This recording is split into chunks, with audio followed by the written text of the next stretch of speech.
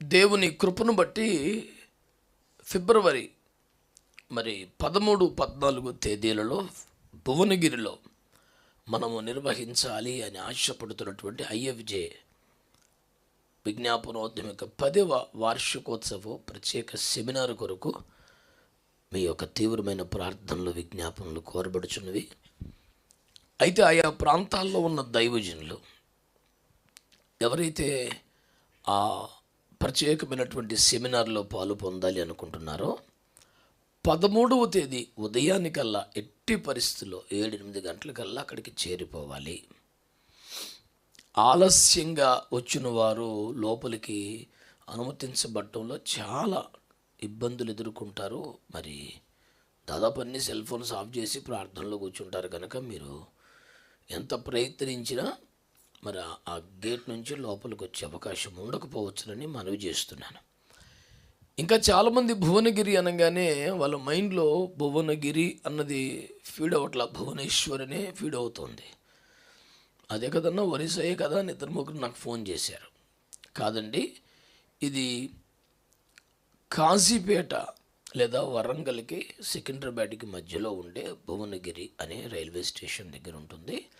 ఈ భువనగిరి అనే రైల్వే స్టేషన్ను రిజర్వేషన్ల కొరకు మీరు సర్చ్ చేసినప్పుడు చాలా కొన్ని ట్రైన్సే ఆగుతాయి. అంచేత అసలు అది మాకు ఎక్కడ చూపించట్లేదండి అని ఆందోళన పడకండి. అది భూమి మీద లేని ఊరేమీ కాదు. ఆ స్టేషన్లో అన్ని ట్రైన్స్ ఆగవు. కాబట్టి మీరు సికింద్రాబాద్కి వెళ్ళి వెనక్కి వస్తే కూడా ఈజీగా ఉంటుంది. కానీ సికింద్రాబాద్ రైల్వే స్టేషన్ నుంచి బయటపడడానికి ఆ సిటీ ట్రాఫిక్లో విపరీతమైన జాప్యం ఉంటుంది. ఒకసారి బయటపడితే కాసేపట్లో రావచ్చు.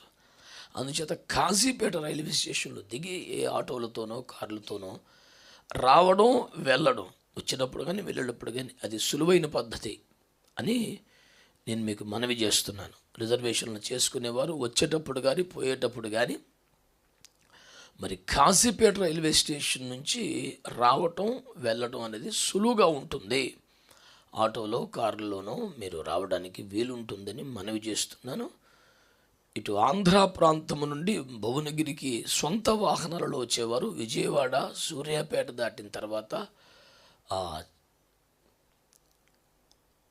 చౌటుప్పలో ఏదో ఉంటుంది, నార్కెట్పల్లి దాటిని కాసేపటికి వస్తుంది. అక్కడ నుంచి రైట్కి తీసుకుంటే చాలా స్వల్ప దూరంలోనే భువనగిరి వస్తుంది. అది ఏబిల్ జబసింగ్ గారి ధ్యాన నిలయం అనే పేరు మీద అడ్రస్తో పాటు ఆహ్వాన పత్రికలో ఉన్నది. మీరు దాన్ని గమనించవచ్చని ప్రభుపేట మనవి చేస్తా ఉన్నాను. ఇకపోతే దాన్ని రిజిస్టర్ చేసుకునే విధానం కూడా ఆన్లైన్లోనే ఉన్నది. యూట్యూబ్లో ఆ ఫామ్ను మీరు ఫిల్ చేయాలి. ఫిల్ చేసిన భక్తులు చాలామంది దాంట్లో ఒక సబ్మిట్ అనేది ఉంటుంది. దాన్ని టచ్ చేయకుండా 4 ప్రశ్నలకి మేము ఏ ఊరు ఏ చర్చి రాసి మరి ఎవరు కొడతారు సబ్మిట్ వచ్చి, అది మా లెక్కలోకి రావటం లేదు. కనుక అయ్యా ఎప్పుడో చేసేసాము నా పేరు లేకపోవటం ఏంటి అంటాడు. కనుక ఆ సబ్మిట్ కొట్టాలి. సబ్మిట్ కొట్టిన తర్వాత కూడా పేమెంట్ ఆప్షన్ ఉంటుంది అక్కడే. దాన్ని ఓపెన్ చేసుకుంటే ఆ రిజిస్ట్రేషన్ ఫీజు ఎట్లా కట్టుకోవాలో ఉంటుంది. అవన్నీ చేస్తేనే మీకు ప్రవేశం ఉంటుందని మనవి చేస్తూ ఉన్నాను. అలాగే గతంలో ప్రకటించినట్లుగా